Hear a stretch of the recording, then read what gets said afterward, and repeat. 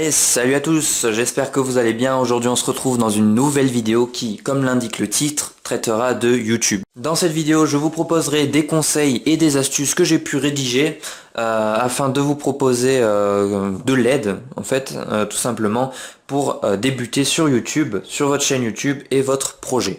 Cette vidéo fait suite tout simplement à un sujet que j'avais rédigé sur YouTube. Donc YouTube c'est un site communautaire, un forum communautaire où des youtubeurs débutants comme avertis proposent leurs projets et permet ensuite donc d'avoir des avis constructifs, des critiques constructives ou même de l'aide par rapport à tout ce qu'il y a derrière votre projet en fait et qui permet de le mener à bien. Je mettrai le lien dans la description, donc le lien du site, et vous pourrez retrouver l'icône en haut à droite dans ma bannière pour plus d'informations. Donc comme je le disais, cette vidéo fait suite à un post que j'avais rédigé, donc intitulé 5 astuces pour votre chaîne YouTube, donc où je mets en ligne en fait plusieurs astuces que j'ai pu relater en fait sur différentes chaînes qui entre guillemets marchaient bien. Donc je vous propose d'entamer le sujet directement avec la partie esthétique de votre projet, de votre chaîne YouTube. Donc pour commencer, on va commencer par la bannière. Donc la bannière, c'est tout simple, c'est l'illustration de votre chaîne, on va dire. C'est cette illustration qui va déterminer si le spectateur est intéressé ou pas du tout. Donc ce que je peux vous proposer comme conseil et comme astuce pour la confection de votre bannière, c'est notamment qu'elle ne soit pas trop chargée. Donc qu'elle soit assez précise, qu'il n'y ait pas de bavure ou de zones floues. Il faut qu'elle soit très claire, très nette et précise. Donc pour commencer, les couleurs de votre bannière. Donc en ce moment, je me suis documenté, je me suis renseigné sur tout ce qui est publicité, graphisme. Il y a une mode entre guillemets, c'est les aplats de couleurs. Donc c'est tout simple, les aplats de couleurs, c'est les couleurs unies, sans motif, sans dégradé, c'est une couleur unie.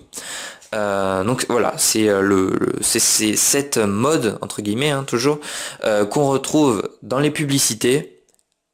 Surtout en ce moment, notamment sur les affiches publicitaires, les flyers, l'infographie, surtout en infographie et dans le graphisme. Donc je vous propose une astuce de mettre uniquement 3 couleurs. Pourquoi 3 couleurs? Tout simplement car c'est plus facile pour le spectateur de retenir 3 couleurs que 5 ou même 4.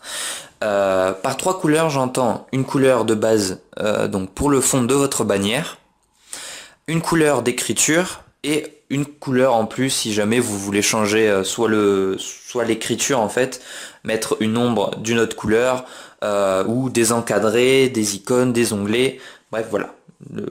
La combinaison de 3 couleurs c'est quand même quelque chose qui est assez récurrent dans tout ce qui est graphisme et publicité. C'est simple tout en étant complexe. Par la suite, je peux vous proposer, toujours en restant dans le thème de la bannière, c'est la police d'écriture. La police d'écriture doit refléter absolument, c'est vraiment primordial, le contenu de votre projet et de vos vidéos. Par exemple, pour une chaîne, on va dire, d'horreur, de creepypasta, la police d'écriture à adopter sera plus dans des termes gothiques, des choses comme ça. Alors que dans une chaîne humoristique, ça sera plus une police d'écriture en bulle, donc avec des polices en fait, des écritures, des lettres plus épaisses qui forment un peu des ronds. Enfin, vous chercherez sur un moteur de recherche, on en trouve on en trouve partout. Donc par la suite, ce que je peux vous conseiller toujours en restant dans la bannière, c'est que votre bannière ne soit pas trop chargée. Donc comme vous pouvez le voir sur ma bannière, j'ai opté pour un style épuré, on va dire, entre guillemets, où il n'y a pas vraiment beaucoup d'éléments, mais ça reste assez clair et on comprend un peu l'objet du contenu et de la chaîne. Un deuxième point, ça va être les vignettes. Donc c'est un deuxième point, mais c'est en relation avec la bannière, c'est en relation directe. Ce que je peux vous conseiller pour votre bannière et votre vignette, c'est d'avoir une jonction parallèle. Dans le sens où on va retrouver les couleurs de la bannière sur les vignettes, ainsi que les éléments de la bannière sur les vignettes. Donc que ça soit les couleurs, mais également la police d'écriture et la disposition. Donc pourquoi faire cela? C'est tout simple, c'est que le spectateur va associer vos vignettes de vidéo, donc vos vidéos directement, à votre bannière, et donc votre bannière à votre projet, votre chaîne YouTube. Donc ça fait un chemin intelligent en fait envers tout votre projet, et ainsi le spectateur peut voir dans la liste des vidéos, donc quand il n'est pas sur votre page, il peut reconnaître d'un simple coup d'œil vos vidéos et les associer avec votre chaîne, ce qui augmentera votre visibilité. Donc pour récapituler, c'est deux points, on va dire, esthétiques de votre projet et de votre chaîne. Premièrement, c'est d'avoir, en tant que débutant, on va dire, une bannière nette, précise, et surtout qui retranscrit votre contenu, donc le contenu de votre projet ou de votre chaîne, dans la bannière. En fait, que le spectateur associe directement votre bannière à un état d'esprit, à du contenu et un thème, un domaine de vidéo. Donc il y a la couleur, mais également la police d'écriture, qui pourra, tout comme la couleur, indiquer votre état d'esprit et le contenu de vos vidéos. L'astuce que je vous donne, c'est d'avoir une corrélation, donc une parallèle en fait, entre votre bannière et vos vignettes. Ainsi, le spectateur pourra identifier la totalité de vos vidéos avec la bannière, et donc par des idées associatives, se rappeler de votre projet, de votre vidéo, et revenir sur votre chaîne tout en voyant une vidéo qui vous appartient. À présent, on va passer à une partie non pas esthétique, mais technique. Donc on va commencer par l'intro ou l'outro. Donc pour ceux qui ne connaîtraient pas, c'est le court moment entre le début de la vidéo et le court moment à la fin de la vidéo. Donc c'est le générique d'intro et le générique de fin en gros. Donc l'intro, ça peut vraiment nuire à votre chaîne YouTube. Donc pourquoi ça peut nuire à votre chaîne YouTube? Tout simplement parce qu'on est dans une société qui va vite. Donc on a atteint même la fibre optique, donc où ça va encore plus vite que ce qu'on connaissait avant. Ce qui fait qu'on a du contenu en un clic. Voilà, ça me prend une microseconde et on a le contenu qu'on cherche. Donc l'intro, ça va nous rappeler à une période où on cliquait sur un lien et il fallait attendre quelques secondes en fait pour avoir le contenu. Et ça, le spectateur le ressent et ça lui fait perdre du temps. Donc, une intro peut durer entre 5 et j'en ai vu à 1 minute 30 voire 2 minutes, et ça c'est vraiment très rébarbatif.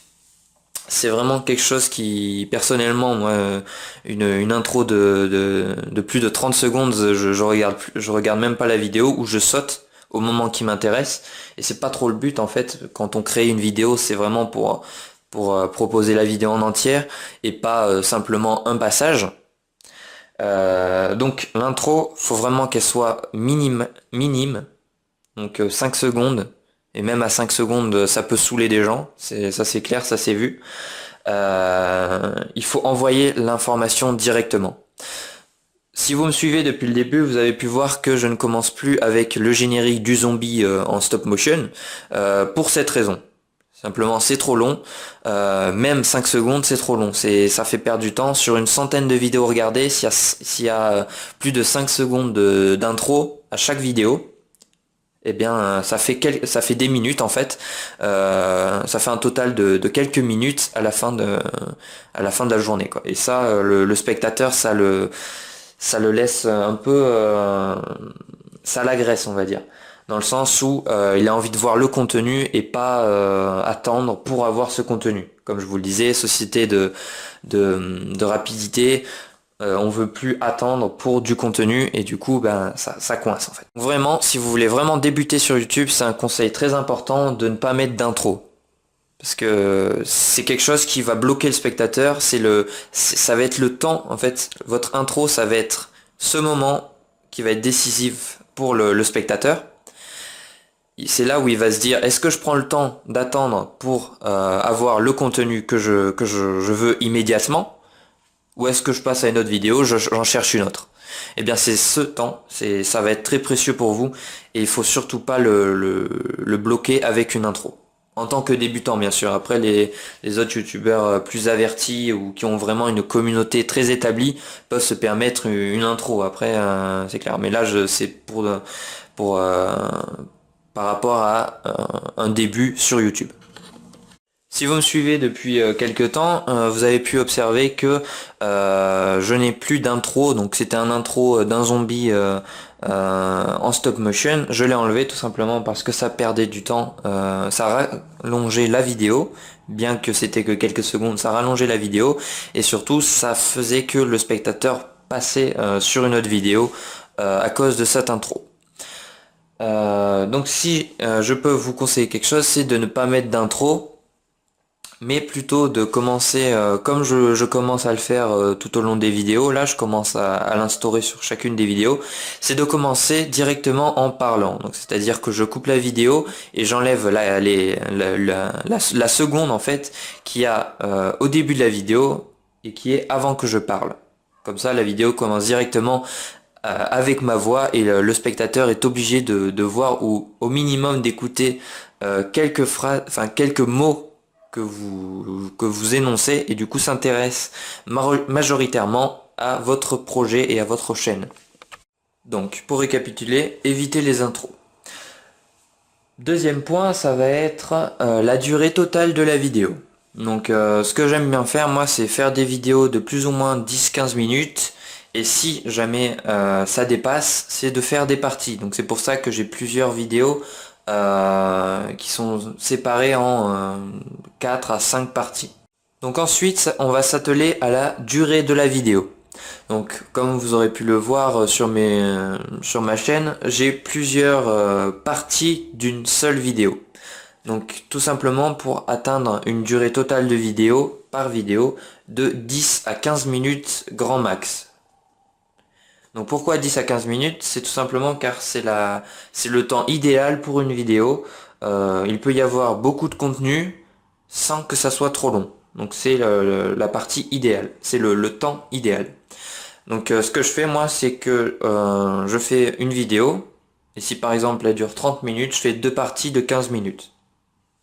Donc c'est tout simple, c'est un temps très raisonnable, il peut y avoir du contenu tout en étant rapide, donc je vous conseille la plage de temps 10 à 15 minutes qui est vraiment parfaite pour les vidéos sur YouTube quand on débute. Ensuite, les animations dans la vidéo. Donc ça c'est quelque chose que je n'ai pas encore mis en place sur mon projet, sur ma chaîne personnellement. Mais je compte le faire. Donc les animations c'est tout simplement pour rendre vivante la vidéo et que le spectateur ne s'ennuie pas. Donc c'est comme avoir par exemple des mots qui s'affichent sur la vidéo, donc comme je vais faire comme j'ai fait actuellement, donc avec des mots en mouvement qui s'affichent, qui apparaissent, pour que ça soit plus clair mais également plus animé, que ça soit plus attrayant et plus ludique. Donc ça permettra aux spectateurs de s'amuser entre guillemets et d'avoir quelque chose à regarder durant la vidéo. Donc j'espère que cette vidéo vous aura plu. Pour récapituler, ce qui est important de savoir en fait et d'appliquer, ça va être toute la partie esthétique qu'il va falloir soigner dans le sens épuré, donc notamment avec des aplats de couleurs comme je vous disais, et avoir une corrélation entre vos vignettes et votre bannière, et également une parallèle entre votre contenu, le contenu que vous proposez, et les polices que vous employez dans vos dans vos plaquettes, dans vos vignettes, ou dans votre bannière. Donc j'espère que cette vidéo vous aura plu. Je continuerai la suite de cette vidéo dans une deuxième partie. Donc j'espère que ces conseils vous seront utiles et que vous pourrez les employer pour augmenter en fait votre référencement et votre accessibilité. Donc n'hésitez pas à poster un commentaire, un like et à vous abonner si cette vidéo vous a plu. N'hésitez pas à aller voir les autres vidéos que je propose. Et je vous dis à plus tard pour une prochaine vidéo. Salut!